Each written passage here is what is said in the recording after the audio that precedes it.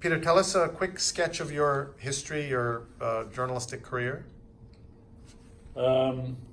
Started in pure accident in Anchorage, Alaska, a year before it became a state. 3 years up there, fell into television journalism, learned on the job at a time when I was using black and white film with optical sound. You've never heard of it. And fell into a job at CBS after a fellowship in New York, and spent 27 years with CBS News, which, looking back on it now, those were the good years. There were only 2.5 people in the business, NBC, CBS, and sort of half of ABC, and a world that is ancient history compared to what is today, has no relevance to what is going on today. So you can say, I don't have any relevance to what is going on today. But I do, because in many senses, I never left journalism. When I left CBS, I spent a series of years, 3 years in Croatia, supporting independent journalism in the last years of the Tudjman dictator regime in Croatia. I spent 3 years in Portugal, putting the first all-news cable channel on the air in that country, with, by the way, populated entirely by students who had no experience except the experience of learning journalism in school. And we had a 24-hour-a-day news operation by the time the setup, which was only 8 months long, got completed. Worked for Public Radio International for a while, and then went to teach journalism in China for 10 years. That's the background that brings me to where I am today. Retired, living in Seattle, having a wonderful time. Thank you very much.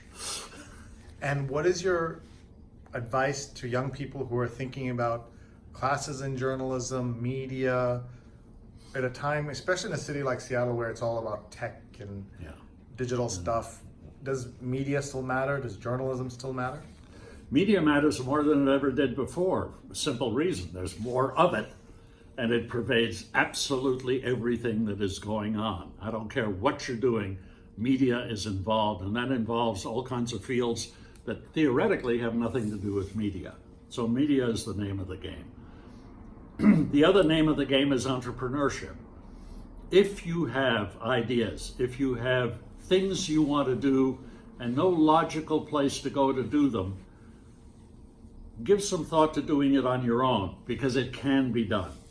It can be done today in ways that you could never do it before, such as what we're sitting here doing right now. We could not have done not that long ago.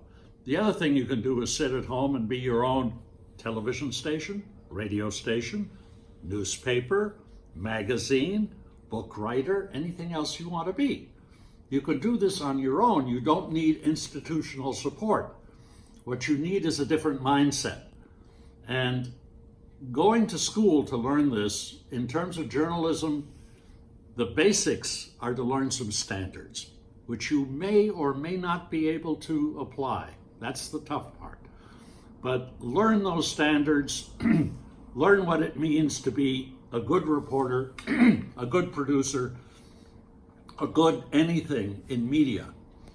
Do your best to find a situation where you can apply what you learn. Resist, fight against what you're being told all the time. These are the dark days. These are the terrible days. Journalism has gone to hell. The hell it has. One thing going to China taught me, I obviously could not read the newspapers I wanted to, magazines, so forth and so on. All I had was the internet. I also had a VPN, which got me around the censorship that goes on. The Great Firewall of China. The Great Firewall of China. Yes, it was slow. Yes, I had problems with it, but doesn't matter.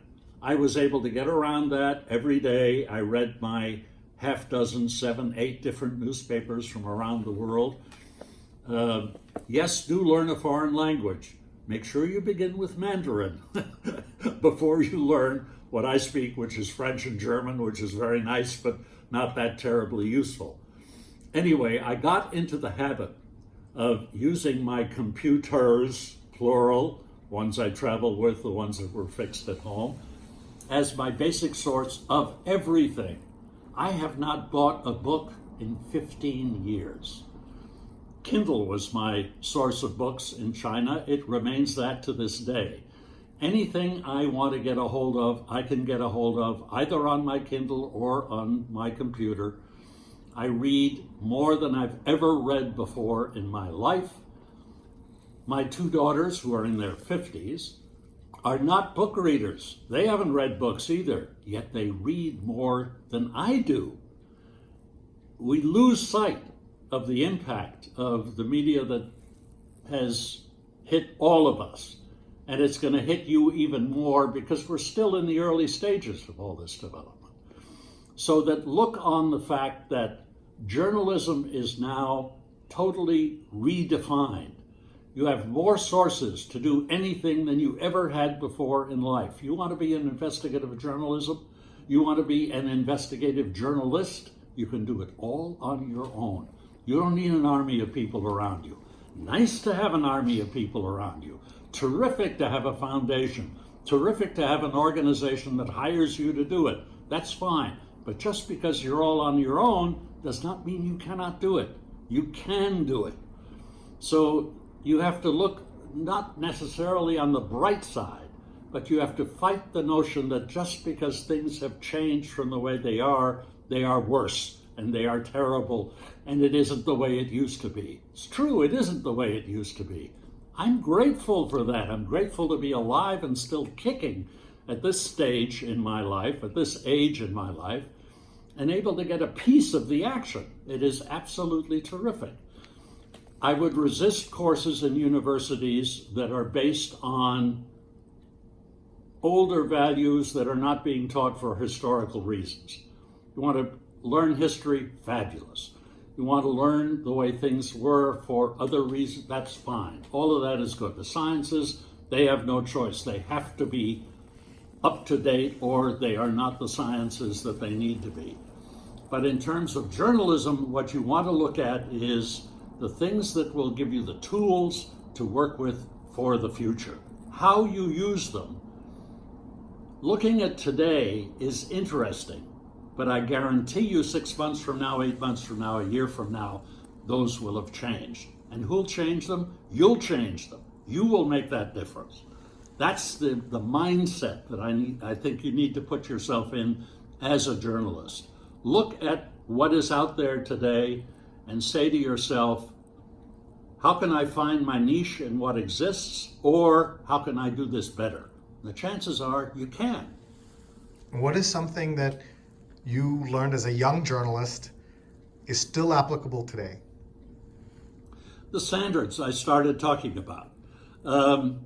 Standards are important. Standards are very important. Simple things. What's a fact? How much do you need to go into a story? How do you need to check your sources? What kind of a source can you have confidence in? How many sources do you need to have confidence?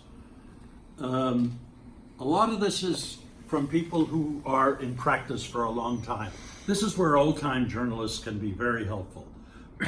They'll give you their experiences of the mistakes that they made and then have figured out, why did I make that mistake? What mistake did I have?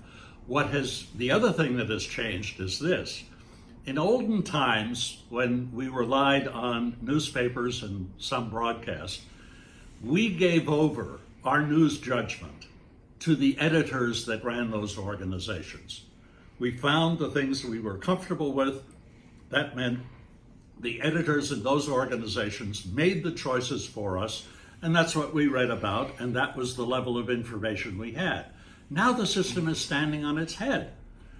You can go to so many sources yourself now, you become the editors, which means you have to have the smarts to say to yourself, what do I trust? Who do I trust? What sources do I trust? So the job of the journalist, in many senses, has become the job of the editor, because we have fewer editors. Unless you work for an organization that has editors, the editor job doesn't exist. It's in you. It's in your own capacity willingness, intelligence in order to be able to figure out what's important and what is not important. Give me a couple of instances of stories from your life that you'll never forget. You were in Vietnam, you were during the war, you were there around the Kennedy assassination. Maybe let's start there, the Kennedy story. The Kennedy story was interesting in this sense. It was a good example of being in the middle of something where you didn't realize the importance of what you were in the middle of. Sure, the assassination of a president doesn't happen every day, but it's not unique. We've had a number of them. In terms of when it hit, where were you? Take us back to the day. All right, I was back in CBS News, and I was a writer for Walter Cronkite on the CBS Evening News. And the bosses, including Walter, were all out at lunch, and those of us in the trenches were sitting there when the bulletin started coming through that the president had been shot. Everybody rushes back. I remember one particular phone call. Don Hewitt, who was the iconic creator of 60 Minutes, in those days was the executive producer and director of the CBS Evening News. I was sitting on the desk, took a phone call, and who was it? Dr. Frank Stanton, who was the president of CBS Inc. He wanted to talk to Don. Don, it's Dr. Stanton. Don gets on the phone. Don, who talked all the time, said virtually nothing except yes, no, hung up the phone. I said, what did he say? What did he say? What did he say? And he said, we were putting bulletins on the air. He said, we can take the air anytime we want to. I said, you're kidding. No, we can have the air anytime. How long? For as long as we need. The next time we went on air and kept air, we were on the air for 4.5 days. Now, that doesn't seem a big deal in this day of 24-hour 7 news. In those days, nobody had ever faced that situation before. Nobody had ever faced the situation of covering this kind of a story with no little cameras, no connectivity to many places in the United States that you could go to instantly to get things covered. We learned on the job the potential that television news had. It did not have it technologically, but we created it over the next 4.5 days, covering a story that we had no idea the impact we were having, and we included NBC. ABC really wasn't in the game in those days. The end result of all that was that it was only years later that we discovered the impact that we had had. And indeed, it had changed the whole practice of journalism, the attitude of the public toward journalism, the demand for instant information, which is normal today, every day. It didn't exist in those days. Nobody expected to see everything that happened on their screen the minute it happens, and live is preferable to anything who records now. So it was an iconic event that happened without our knowledge. And so the phone call happens. He says you can be on all day. Walter comes back from lunch. Walter comes back from lunch with the next bulletin. We stayed on the air, and which meant what? What did we have as our sources of news? We had the telephone. We had teletype machines. Click, click, click, which click, is the click. wire. The wire coming through a printer. Rip it, look at the information, try to verify it if you can. If it came from the AP, yes, you trusted it. Other sources you would need to double check, all that kind of thing. You had very few tools with which to work, and suddenly you were on the air all the time. If you stopped talking, nothing happened. And this is before graphics like they are now. No graphics. Video, unlimited video. So what did you do? None. What were you? Walter just kept talking? Well, you want to know the real challenge? The real challenge came staying on the air overnight. Yes, 3-hour time difference from one coast to another, but there was no ability to suddenly go live to someplace else for a report from some other reporter standing in a field somewhere or at an event of any kind. it usually took 24 hours to turn around the cable from the West Coast to the East Coast. AT&T, which gets a lot of complaints these days, I understand that, they did miraculous work, because in those days, to change the direction of a video signal, you had people plugging and unplugging things. I mean, unbelievably antiquated technology by today's standards. We were able to pull that off, but we discovered the value of things like memorial concerts, which we would run on an overnight schedule. That was an hour and a half or 2 hours of airtime we were able to fill before people were awake and there was news to cover. And news that never would have made it onto television news in those days made it on simply because of its association with the assassination. Because again, at that time, during those 4.5 days, we knew nothing about the man who had assassinated the president. We knew very little about him once he himself had been assassinated, which was indeed on live television, never before seen. That was a unique event. Anybody any position of power or expertise who had anything to say, we rushed to be there to try to put them on the air, all this kind of thing. We were making many of the mistakes that 24/7 news these days still makes. The pressure of covering live events keeps you from verifying what's going on. You put a great deal of trust into what's happening in front of your eyes and in front of your ears. And that trust can rapidly be misplaced by people who take advantage of the situation. In the case of an assassination of a president, that is less likely to happen, but not at all that unusual. So it was the classic learning on the job. And to go back to the Kennedy, the minutes after you heard that he had been shot, you didn't know that he had died for some time. He wouldn't be Correct. declared dead for a while. Yeah. Where and at what moment did that happen? Do you remember that moment? And how did you know? How did Walter know? How did Walter tell the world? That's a famous video of him telling the world. He takes his glasses off. That's right. Takes his glasses off. So what is the run up to that minute? The run up to that minute is a lot of rumors. Clearly, the president had been seriously injured at best. The likelihood of his surviving was becoming less and less with each little piece of information that came out. So it was not a shock that he was declared dead. All we had to live by was the hope that some information would come through to turn around the expectation. Well, the expectation, of course, died with the official announcement, declaration from the White House that the president indeed had been killed.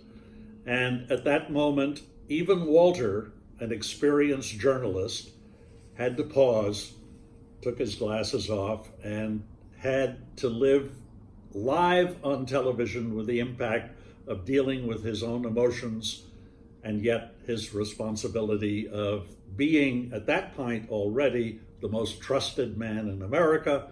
You'll never hear that about a television anchor anymore, ever again. And the need to give out the information that everybody had to have. Do you think there would have been in today's world some criticism of his showing emotion? Was there any criticism then of showing emotion? No, because now emotion is shown all the time. If anything, it's the reverse. It's people who are cool, who are professional, who do not show emotion, who get criticized for not showing it. Because now we are in an era of let it all hang out, say anything you want to say, feel any way you want to feel. That has its benefits too and its drawbacks, but it's a complete reversal of what existed at that time. Because the standards at those times were different. Because there was such a concentration, we were criticized for that. There were only, in the end, 3 people, 3 networks. 85% of the American public got all of their information from one of those 3 network newscasts. You stop to think about that. Walter thought that was terrible. We all did. Because we had 22 minutes of a 30-minute news program to tell the news of the world. Fundamentally, that's ridiculous. That's absolute nonsense. Are there 24 hours of news in every day? I don't think so. So we're at the opposite end So it's of either that 20. pole. It was either 22 minutes or 24. So somewhere in There you between. go. Yes. Maybe Well, but the trouble is, it's an imbalance. What we have not made peace with is that an event can happen in an instant. An event can be a hearing in Congress that goes on for an hour or two. But then you come off the event, and what do you do to fill the rest of the time? You overanalyze it, you talk too much about it, you don't really know, you haven't had a chance to digest what's going on, you don't have it. Give you another example of the same thing. In Vietnam, when I ran the CBS News Bureau there, we had advantages and disadvantages. There were no satellites, we were in film and not tape.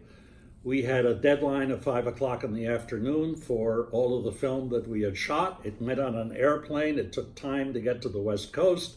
The news finally got on the air 24 hours late. All that kind of thing was true. But the advantage we had was this.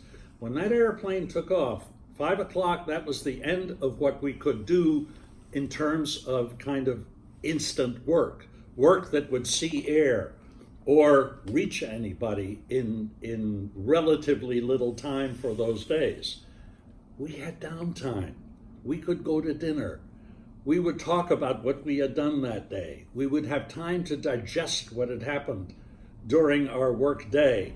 And the next day we would start afresh. And you'd work your sources also. You take them to dinner. Well, you talk to them, exactly. Yeah. You kept working mentally. You kept working physically. You kept working, as you say, romancing a source, that kind of thing. Forget it. Nowadays, your organization or you are on yourself. What have you done for me lately? I don't care what you did 10 minutes ago. I care what you're going to do for the next 10 minutes. I need something to put on my medium, whatever that medium is. That's a kind of pressure that we did not have. It was glorious when I look back on it. We had no idea of how good we had it in those days. But retrospectively speaking, I leave it to all of you. I'm delighted not to have those pressures.